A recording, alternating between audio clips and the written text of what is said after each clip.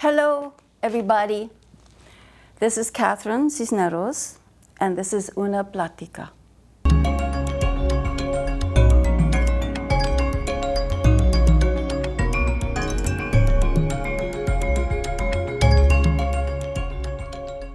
So my earliest recollection of wanting to be an artist was, I was 4 years old, and I saw an artist, a sculptor, building a clay bust, and I was just struck. I was pulled. I said, "This is what I want to do. This is what I want to be." And luckily, I come from a family of artists, so this was encouraged rather than discouraged. I think that talent is you're born with talent. It's not something you can find. It can't be given. You're born with talent. So if you listen to yourself and follow, this takes work to follow your true essence, then you will go down the path of discovery. I am not sure if I can say who was the most influential, but I do have, it's trial and error to learn. I mean, learning is so difficult. I mean, learning how to read, that is so difficult. Learning to do math might be easier. Numbers are easier than letters and words. But learning to become an artist is a vision and a voice that takes so much struggle to find your voice.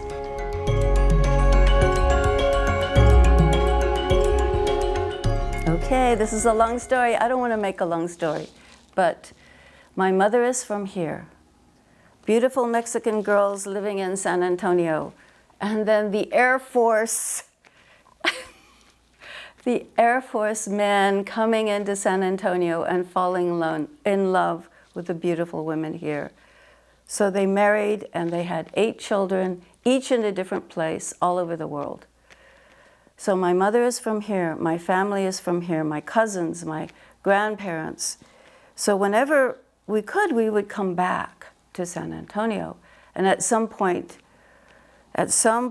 we ended up staying when my father was in Vietnam. So we ended up staying here and we never left. So it's, you know, this is a typical story of many, many people in this city. And this is also a typical story of many, many artists who are military kids. And I hate the word military brats. It's a special group of people who live in solitude. Because we don't get to stay in the same place, and we travel and we move and we lose all our possessions and you start again. But what it allows you to do is to think, to meditate, to observe, to witness. Every place you move to is a different place. Every house you move to is a different house. And I think it gives you incredible skills of observation and contemplation. So, no, I'm not a long-term resident, even though I've been here most of my life. So, yes.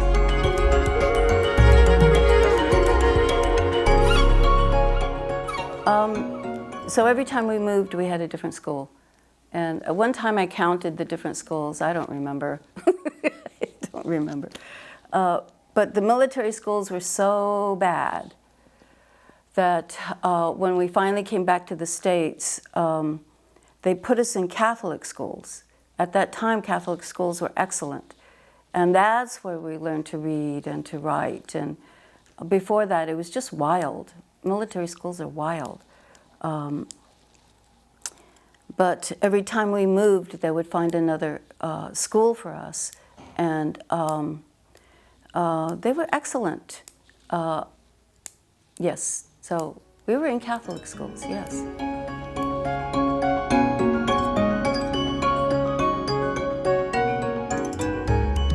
Okay, this is important because Centro Aztlan has created a system for brilliant artists to show their work. And I have been able to witness some geniuses of our community that have been have had one-person shows, like Gilberto Tarin. Oh my God, that must have been one of the most amazing shows I've ever seen. He's a genius, and I got to see his body of work all together. Shows like these are not seen at the major institutions. There's so many steps, you know, to get into those institutions. But Aztlan has always been a portal, a space for artists, brilliant artists. And I come to as many shows as I can, as my schedule allows, and it's always delightful. The word isn't portal, it isn't vessel, it isn't avenue. It's an important gallery for artists who have a voice, and that's what it is, who have a voice, okay?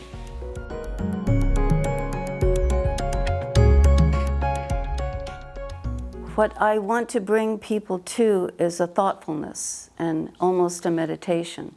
So I think that's not entertainment at all. So.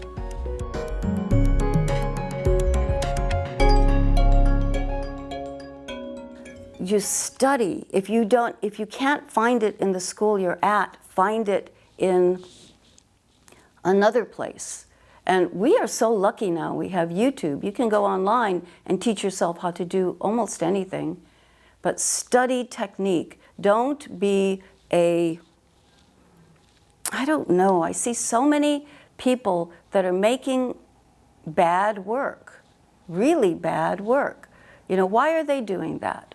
Why isn't it brilliant? Why aren't you out there working until it becomes brilliant? And this is what I want to read to you, because this is the most important book I ever found. This is how I found my voice. And this is the new avant-garde. Conceptual artists are mystics rather than rationalists. They leap to conclusions that logic cannot reach. Rational judgments repeat rational judgments. That's obvious, right? Illogical judgments lead to new experiences. Formal art is essentially rational. Irrational thoughts should be followed absolutely and logically. Woo. Now this is the one that really, this is how I found my voice. If the artist changes his mind midway through the execution of the piece, he compromises, and the result repeats past results. You know, so many times you're making a piece of art and you say, ooh, maybe I should do this, rather than just follow that thought to the end. As soon as I realized that, I stopped making bad work. I started making brilliant work. But the thing is, to find your voice is your job. You have to study technique so that you can be brilliant. And once you find your voice, you will make a difference in the world.